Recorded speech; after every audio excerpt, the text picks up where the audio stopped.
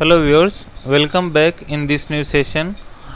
आज जो हम सेकेंड लेक्चर है वो है आपके चेन सर्वेइंग का, जो कि हम इसके बारे में स्टडी करेंगे।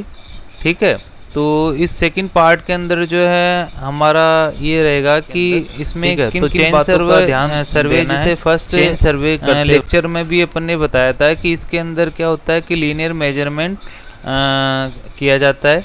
ठीक है, तो ये जो इसके अंदर क्या है कि ये प्रोसेस होता है जिसमें डायरेक्ट मेजरमेंट लिया जाता है। ठीक है, और ज़रूरी नहीं है इसमें चेन के द्वारा ही डायरेक्ट मेजरमेंट लिया जाए। चेन सर्वे के अंदर आपको जैसे टेप है उसके द्वारा भी यूज़ कर सकते हैं। ठीक है, अब चेन सर्वे के अंदर जो है आप जब भी सर्वे लाइन या ऑफसेट लाइन जो है वो बहुत ही इम्पोर्टेंट है। इनको जब आप सेलेक्ट करें तो इन जो पॉइंट है किन किन पॉइंटों को ध्यान में रखना चाहिए जब हम ऑफसेट को सेलेक्ट करेंगे या लेंगे या सर्वे लाइन को लेंगे। ठीक है, तो एक तो क्या है कि जो सर्वे लाइन होती है वो जितनी कम होगी उतना ही अच्छा रहेगा। ठीक है, तो सर्वे लाइन जो है मिनिमम होने चाहिए, लेकिन इतनी सफिशिएंट होने चाहिए कि जो भी आप एरिया को आप सर्वे कर रहे हो उसके अंदर अच्छी तरह से प्लॉट हो जाए और चेकिंग पूरी हो जाए। ठीक है, तो इस एक तो सर्वे लाइन का ध्यान रखना है,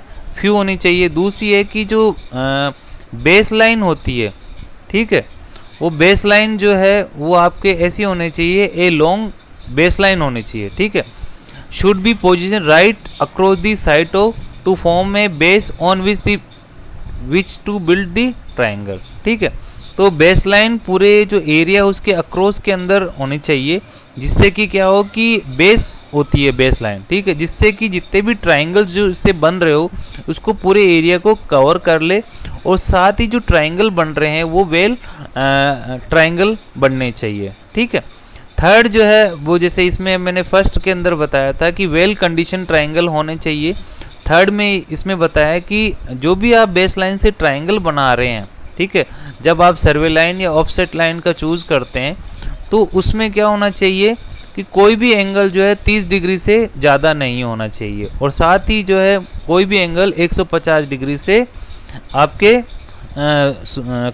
ज़्यादा भी नहीं होना चाहिए। यानी कि आपके 30 डिग्री से तो ज़्यादा होना चाहिए और 150 डिग्री से कम होना चाहिए। ये वेल कंडीशन की ट्रायंगल है, तो आपके जो है वेल कंडीशन ट्रायंगल होना चाहिए। ठीक है, इसके बाद में आपकी चेक लाइन है। चेक लाइन के अंदर क्या होता है कि चेक लाइन जो है of every part of survey should be provided with check line that are position in such a way that they can be use for offsetting too. ठीक है, तो हमें क्या है, जब आप चेक लाइन आप ड्रॉ करते हैं, ठीक है, तो चेक लाइन का मकसद सिंपल जो मेन लाइन होती है उसको चेकिंग का ही नहीं है। उस चेक लाइन को हम जो है ऑफसेटिंग लाइन के रूप में भी यूज़ कर सकते हैं। ऑफसेटिंग लाइन का मतलब है कि डिटेल आपको लोकेट करनी है तो हम उस चेक लाइन को यूज़ भी कर सकते हैं। ठीक है, इससे क्या होगा कि टाइम बचेगा और साथ ही जो अननेसेसरी डुप्लीकेशन ऑफ लाइन है वो बच जाएगा, वो वर्क जो है वो बच जाएगा। ठीक है, इसके साथ में जो ऑब्स्टेकल्स होते हैं, ठीक है, तो such as steep slope and rough ground should be avoided as far as possible. ठीक है, तो जनरली जब आप लाइन चूज़ करते हैं, सर्वे लाइन चूज़ करते हैं या ऑफसेट लाइन चूज़ करते हैं, तो ऑब्स्टेकल को जहाँ तक संभव हो आप उसको बचना चाहिए। ठीक है, इसके बाद में जो ऑफसेट होती है वो प्रिफरेबली जो है ज़्यादा लंबी नहीं होनी चाहिए, 2 मीटर के आसपास होनी चाहिए। अगर ज़्यादा बड़ी होगी तो उसमें क्या इनएक्यूरेसी की ज़्यादा संभावना होगी या गलती की ज़्यादा संभावना होगी। ठीक है, तो इसलिए क्या कि अगर 2 मीटर होगी तो एक आदमी क्या करेगा, टेप को पकड़ लेगा और इससे क्या होगा कि आपके ऑफसेट ले सकता है। लेकिन अगर बड़ी होगी तो उसमें 2 आदमी या उससे ज़्यादा की आवश्यकता पड़ेगी, इसलिए वो लेबरेस होगी।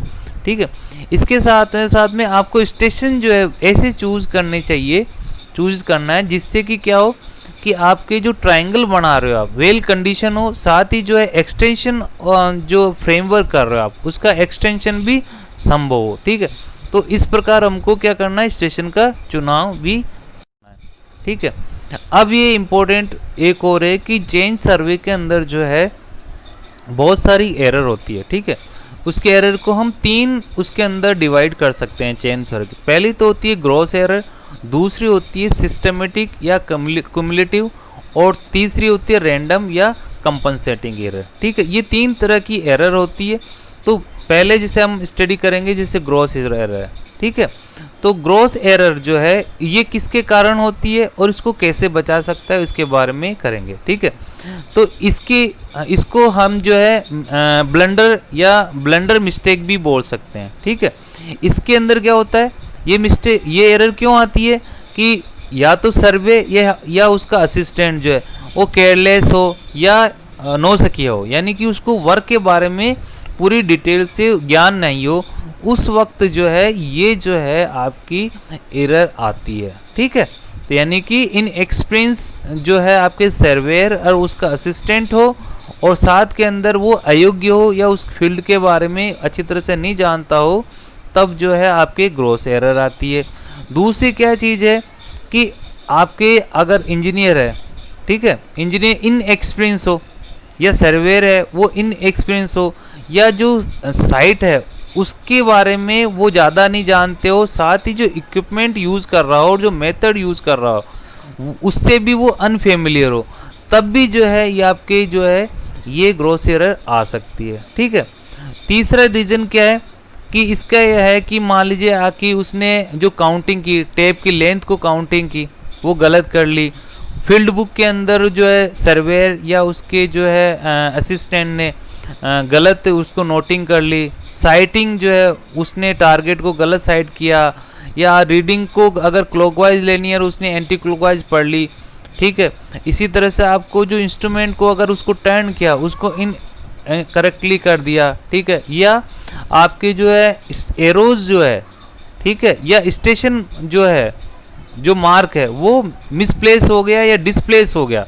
ठीक है, तो उस वक्त भी ग्रॉस एरर हो सकती है। ठीक है, ग्रॉस एरर जो है किसी भी सर्वे की किसी भी स्टेज पे हो सकता है, ऐसा नहीं है शुरू में या लास्ट में हो सकता है, ये कभी भी हो सकती है। जैसे मान लीजिए कि शुरू में उसने अच्छी रीडिंग ली, लेकिन बाद में 2-3 घंटे बाद में थकान के कारण या किसी और के कारण क्या हो गया, उसने मान लो ऑब्जर्व सही नहीं किया, बुकिंग नहीं की या प्लॉटिंग सही किया। ठीक है, या उसने क्या किया कि जो अगर मान लीजिए कोई इंस्ट्रूमेंट डिमांड हो गया उसको ध्यान में नहीं, इग्नोर कर दिया। ठीक है, तो उस वक्त भी ये आ सकती है। ठीक है, तो ग्रॉस एरर जो है वो आपको एलिमिनेट की जा सकती है careful method of observing booking और साथ ही जो है कांस्टेंट चेकिंग बूथ ऑपरेशन। ठीक है, तो इसके द्वारा जो है हम ग्रॉस एरर को एलिमिनेट कर सकते हैं। ठीक है, इसके बाद में आपके आती है सिस्टमेटिक या क्यूमुलेटिव एरर। सिस्टमेटिक या क्यूमुलेटिव एरर जो है इसका ये किसके कारण होता है, ये इसके कारण होता है कि ये मान लो इंस्ट्रूमेंट जो है एडजस्ट बैडली किया हो या प्रॉपर नहीं किया हो, साथ ही जो है फिजिकल जो कंडीशन है इंस्ट्रूमेंट की, ठीक है, वो जो है आपके प्रॉपर नहीं हो।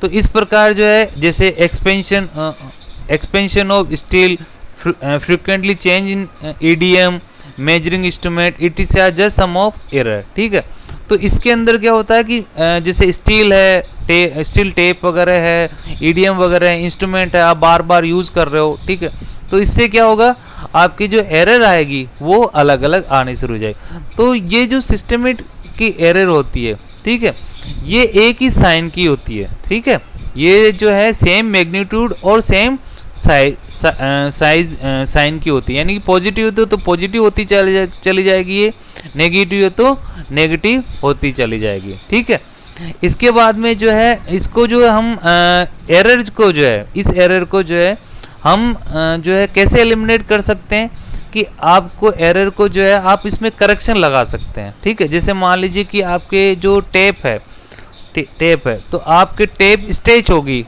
इसका मतलब ये हो गया कि जो आपने रीडिंग ली है वो रीडिंग क्या आएगी, कम आएगी। ठीक है, तो उसका करेक्शन आपको अप्लाई करना है। ठीक है, इसी तरह से जो आपको कैलिब्रेशन जो इक्विपमेंट का है अगर आपने प्रॉपर रूप से किया हुआ है, ठीक है, तो इससे भी हम क्या कर सकते हैं कि सिस्टमेटिक एरर को रिमूव कर सकते हैं।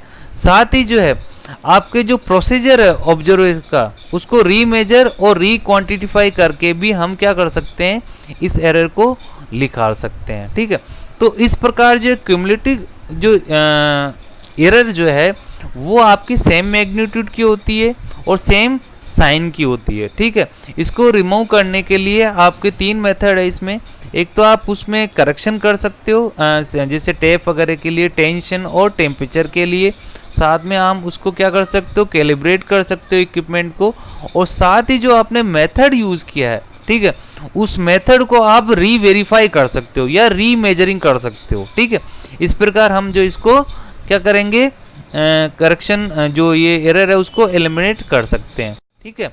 और थर्ड जो है आपके जो एरर आती है वो आती है कंपनसेटिंग एरर, ठीक है। ये कंपनसेटिंग एरर जो है वो जो है अनअवॉइडेबल एरर होती है, जो कि जनरली होती है किसी ह्यूमन लिमिटेशन के कारण, ठीक है। ये जनरली किसके कारण होती है, ह्यूमन लिमिटेशन के कारण। जैसे उसने रीडिंग अच्छी नहीं पढ़ी हो या प्रॉपर नहीं पढ़ी हो, ठीक है। साथ ही उसने इंस्ट्रूमेंट को हैंडल प्रॉपर तरीके से नहीं किया हो, ठीक है। तो इसमें क्या होगा, कभी रीडिंग जो है आपकी वो रीडिंग प्लस ले लेगा, कभी वो नेगेटिव कम ले लेगा, कभी ज़्यादा ले लेगा, कभी कम ले लेगा, कभी इंस्ट्रूमेंट को अच्छी तरह से हैंडल कर लेगा, कभी नहीं करेगा। तो इसमें क्या होगा, रीडिंग कभी प्लस हो जाएगी, कभी माइनस हो जाएगी। यानी कंपनसेटिंग एरर का जो साइन जो होता है और मैग्नीट्यूड होता है वो डिफरेंट होता है, ठीक है। आपकी जो कहीं ज़्यादा कहीं कम, या प्लस साइन कभी माइनस साइन, ठीक है। तो ये जो एरर जो है वो रिमूव नहीं की जा सकती, ऑब्जर्वेशन के द्वारा रिमूव नहीं की जा सकती। इसको जो है आपको एक्सेप्टेबल लिमिट के अंदर रखना पड़ेगा। इसके अंदर रीडिंग जो है ऐसा नहीं, ब्लंडर नहीं होना चाहिए। तो इसके जो रीडिंग ले रहा है, ठीक है, जो सर्वेयर है या उसका असिस्टेंट है वो प्रॉपरली ट्रेंड होना चाहिए, यानी कि एक्सेप्टेबल लिमिट के अंदर वो अगर रीडिंग ले रहा है तब तो ठीक है, वरना उसको रिमूव कर देना चाहिए, ठीक है। तो जो आपके जो ये जो एरर है उसको आपको एनालिसिस करना है, और एनालिसिस करने के बाद में जो है स्टैटिस्टिकल प्रिंसिपल के द्वारा जो है इसको क्या कर सकते हैं, आपको रिड्यूस कर सकते हैं। इसको जो है क्या कर सकते हो, रिड्यूस कर सकते हो। तो इसका एक ही तरीका है कि जो करेक्शन लगाते हैं वो स्टैटिस्टिकल प्रिंसिपल जो है उससे लगाते हैं। उसमें क्या होता है, मेन निकाल के और फिर इसके बाद में इक्वली क्या करते हैं, डिस्ट्रीब्यूट कर देते हैं, ठीक है। तो ये आपके 3 तरह के आपके क्या होगी, आपके होगी चेन सर्वे के अंदर, ठीक है। अब हम जो नेक्स्ट जो करेंगे उसमें ये है कि आपके कौन कौन से जो है इक्विपमेंट है वो चेन में यूज़ कर चेन सर्वे में यूज़ करते हैं। तो पहला तो जैसे है चेन है, ठीक है, चेन यूज़ करते हैं अपन, ठीक है। चेन जो है ये क्या काम आती है, डिस्टेंस मेजर करने के काम आती है, ठीक है। तो ये एक्यूरेट होती है और ये जनरली यूज़ चेन सर्वे में किया जाता है इसका।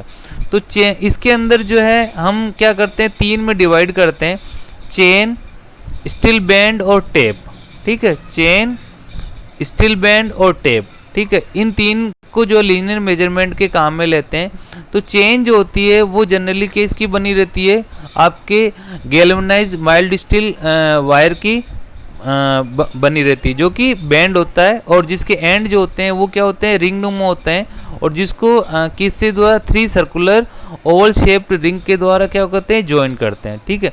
जनरली जो ये है 4 mm डायमीटर की होती है और इसमें 100 पीस होते हैं, ठीक है। इसके अंदर जो चेन के अंदर जो आपके ये 3 सर्कुलर रिंग प्रोवाइड करते हो, ये इसलिए प्रोवाइड की जाती है कि ये क्या करें, इसको फ्लेक्सिबिलिटी चेन को दें, ठीक है। साथ ही जो है इसके एंड के अंदर क्या रखते हैं कि स्वेल जॉइंट प्रोवाइड करते हैं, जिससे कि क्या है कि ये चेन ट्विस्ट और टर्न नहीं हो, ठीक है। इसके साथ साथ के अंदर जो है रीडिंग पढ़ने के लिए क्या करते हैं कि चेन के जो है आपके जो है जैसे 10 मीटर, 20 मीटर, 30 मीटर के ऊपर क्या करते हैं, ब्रास टेली लगा देते हैं, जिससे कि रीडिंग आसान हो। जैसे आपके जो है ईच एंड के ऊपर जो है आपके लगाते हैं टेली जैसे 10 10 लिंक पे हैं तो इसके अंदर क्या होता है 1 टूटे टेली लगाते हैं, 20 पे 2 लगाते हैं, 30 पे 3 टूटे लगाते हैं, 4 पे आपके 40 के जो है आपके 4 टूटे लगाते हैं, और मिडिल के अंदर क्या लगाते हैं, सर्कुलर लगाते हैं। हम जब डायग्राम देखेंगे चेन का तो इससे हमें और भी अच्छी तरह से समझ में आएगा, ठीक है। चेन के अंदर हमें जनरली जो बातें चेन सर्वे करते हुए ध्यान में रखनी है वो ये है कि एक तो जो लेंथ है, ठीक है, जो लिंक की लेंथ है वो क्या होती है, between the centre of 2 consecutive middle ring की लेनी है आपको, ठीक है। इसके साथ साथ में लेंथ ऑफ चेन की जो है 1 हैंडल के आउटसाइड और अदर हैंड के आउटर साइड में जनरली लेते हैं, ठीक है। तो ये जो चीज़ है इसका आपको ध्यान रखना है, ठीक है। इसके बाद में simple ring are provided every 1 metre length except where ever tally are provided, ठीक है। तो सिंपल रिंग जो है आपके जैसे 10 मीटर 20 मीटर 30 मीटर पे तो आप प्रोवाइड करते ही हो टेली जो है, साथ साथ के अंदर 1 मीटर के ऊपर भी जो है सिंपल रिंग प्रोवाइड की जाती है, ठीक है। तो और एक है कि total length of chain is mark on brass handle, अगर कितनी लेंथ है उसकी ब्रास हैंडल पे की जाती है। और जनरली चेन जो है आपके 20 मीटर की होती है, कई बार ये 30 मीटर की भी यूज़ करते हैं और 100 फीट की भी यूज़ करते हैं, ठीक है। ये आपकी चेन है, जैसे मैंने बताया आपको 10 में है तो आपके 1 ये आ गया, 2 ये हो गया, 3 हो गया, ये 4 हो गया और ये सर्कुलर हो गया आपके, ठीक है। तो ये आपके चेन की डिटेल है। चेन जो है आपके हमारे जनरली 3 तरह की होती है, मीट्रिक चेन, इंजीनियर चेन और गुंटूर चेन। जो आपने पहले स्टडी की थी वो मीट्रिक चेन है, ये जो इस प्रकार की जो है ये आपके इंजीनियर चेन होती है और ये जो है आपके गुंटूर चेन होती है, ठीक है। इसके बाद में हम स्टडी करेंगे स्टील बैंड की। स्टील बैंड है, आप जानते हैं कि स्टील बैंड जो होता है स्टील का बना रहता है, इसकी जो विड्थ जो होती है 12 to 16 mm होती है और इसके साथ में थिकनेस जो उसकी 0.3 to 0.6 mm थिकनेस होती है, ठीक है। ये जो स्टील रिबन जो है वो आपके वाउंड होता है, यानी कि लपेटा हुआ होता है कि ओपन स्टील क्रॉस पे या मेटल रील के ऊपर ये आपको बंधा होता है, ये वाउंड किया होता है, ठीक है। तो ये जो है 20 मीटर और 30 मीटर की साइज के अंदर उपलब्ध होता है, ठीक है। तो इसके अंदर जो है 2 मेथड है मार्किंग का जो स्टील बैंड से हम जनरली यूज़ करते हैं, वो ये है कि आपके जो ब्रास जो है ब्रास स्टड जो है वो एवरी 0.2 मीटर के ऊपर प्रोवाइड किया जाता है और साथ ही इस अंदर जो है एवरी 1 मीटर के ऊपर उसको नंबर किया जा सकता है, ठीक है। साथ ही last link from either end are subdivided in centimetre and mm, ठीक है। तो लास्ट लिंक को क्या करते हैं अपन सेंटीमीटर और mm में क्या करते हैं सब डिवाइड भी करते हैं, ठीक है। इसके साथ में etching gradation as metre decimetre and centimetre on one side of band and 0.2 metre link on the other side. इसके साथ साथ के अंदर इसकी 2 सतह होती है, एक तो इस साइड के अंदर और एक इसके नीचे की साइड में। तो एक साइड के अंदर तो मीटर डेसीमीटर और सेंटीमीटर होता है, दूसरे के अंदर क्या होता है आपके लिंक रहता है। जैसे मान लीजिए आप लिंक की जगह फिट वगैरह कर सकते हैं, फिट अंकित होता है। तो ये आपकी क्या है स्टील बैंड है, ठीक है। ये कुछ रेफरेंसेस हैं जो मैंने लिए हैं, आपको देखना है। Thank you.